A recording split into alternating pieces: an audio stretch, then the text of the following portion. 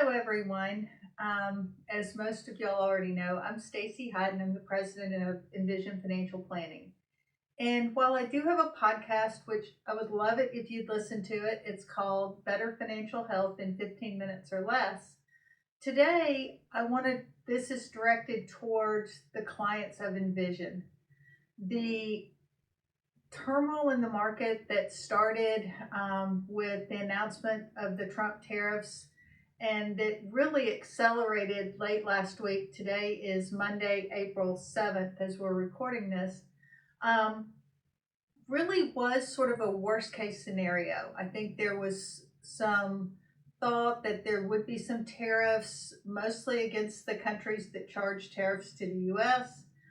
But in fact, the tariffs were more based on the trade imbalances between countries. And as you can imagine, most trade imbalances come about because that particular country either has the right resources, meaning natural resources that we don't have here in the US, or because their cost of production is lower. Think Vietnam is a very low cost producer of a lot of the clothing and things like that we consume.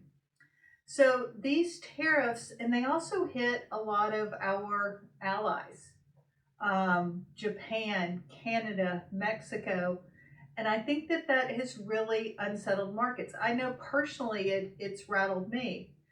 But when we think about scary markets, the first thing we need to do is to take a step back. And what we really need is a hug, because it's not any fun to open your app or look at an investment statement and see that your account lost 10% in 2 days. That is upsetting to anyone, no matter what your account balance is. And especially if you're nearing a milestone such as getting ready to retire or thinking about needing to pull a big withdrawal out. It is unsettling, to say the least. But what we have to be careful of, because it's human nature, we see trends and we just assume that they're going to keep on going in that direction. You know, when markets were going up, and markets have really gone up pretty much unchecked since the markets bottomed out in the financial crisis back in March of 2009.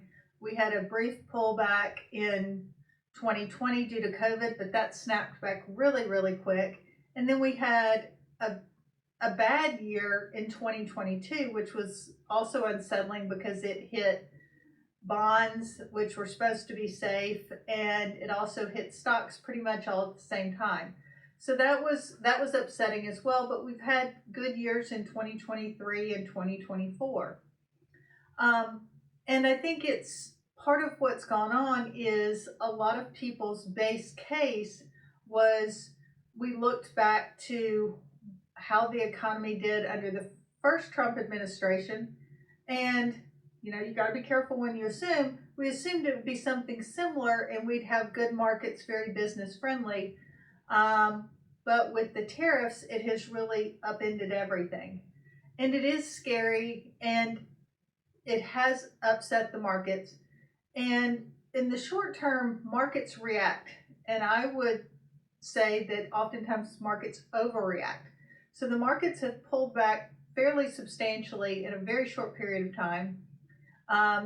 We're almost to the market close today, and it's looking like they're going to continue to pull back, but not at the magnitude they have been over the last couple of days. But we have given back all the gains in the stock market since April of 2024. So we've essentially, all the gains we've had over the last 12 months, they're gone. But are they gone forever? I would argue that they're not. That valuations are now make much more sense, both domestically and on the international scale. And we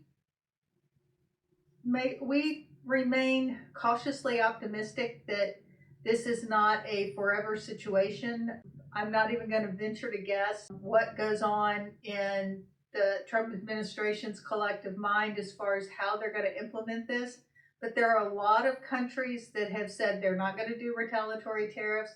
I think it was announced that 50 different countries had reached out to the Trump administration over the weekend to negotiate. So I think that there's going to be some sort of resolution to this. And I'm hopeful that it will work out, because if these tariffs are implemented, it is going to raise the cost of living dramatically for every American, because so much of what we buy today, even if we're buying a quote unquote American made product, so much of that has components that are not made here, because that's really been the beauty of our supply chain, is we can move production to a country that can do it maybe cheaper and more efficiently than we can, but we can use the American ingenuity to create a better product.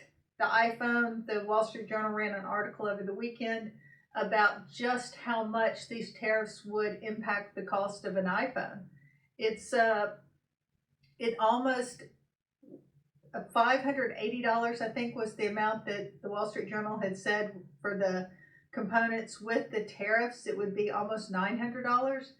Well, a company like Apple doesn't get to be Apple by making a 20% profit margin. They get to be Apple by making a 50% profit margin.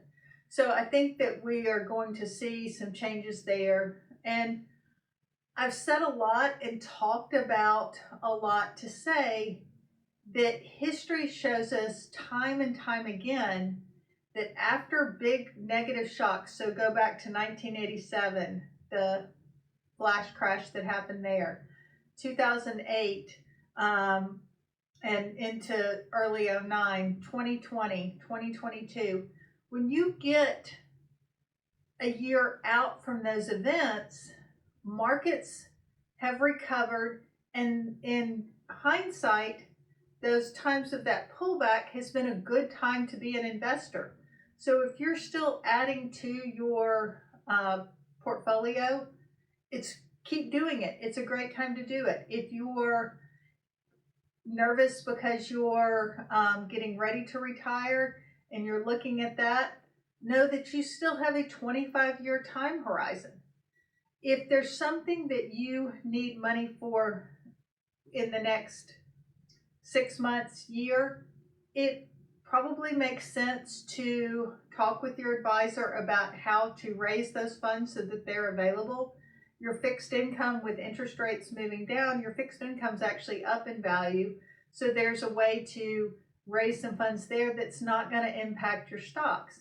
And also, if you are currently receiving distributions due to, you're just taking monthly distributions, or you're subject to a required minimum distribution this year, know that we raised those funds back in early February before all this market mayhem. So that money is sitting in a money market account earning over 4%. So taking that funds to support your life, your regularly scheduled distributions, is not going to harm your portfolio. If you don't need the money and you're like, well, I think it's a buying opportunity, we'd love to talk to you about maybe redeploying some of that.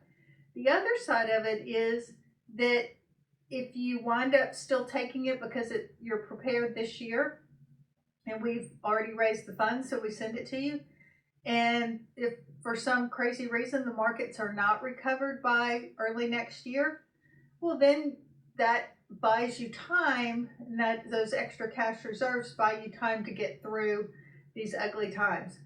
But just remember, we as humans, the way we project is we assume what has happened in the short term, and even maybe over a couple of years, we expect those trends to continue.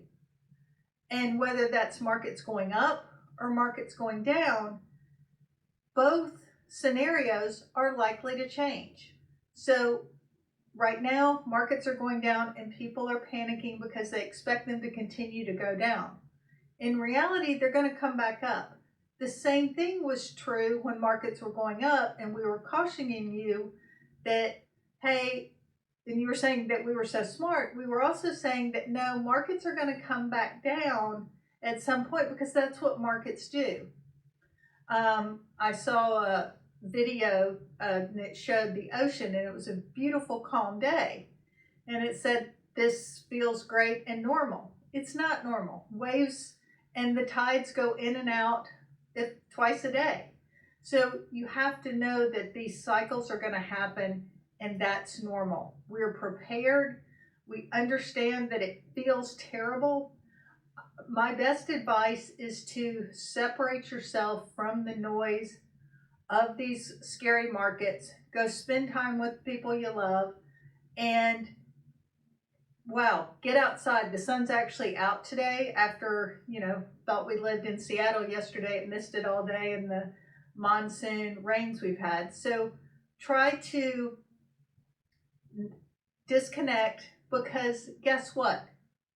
Worry has never improved anything. If you look at the list of things improved by worry, there's nothing on the list.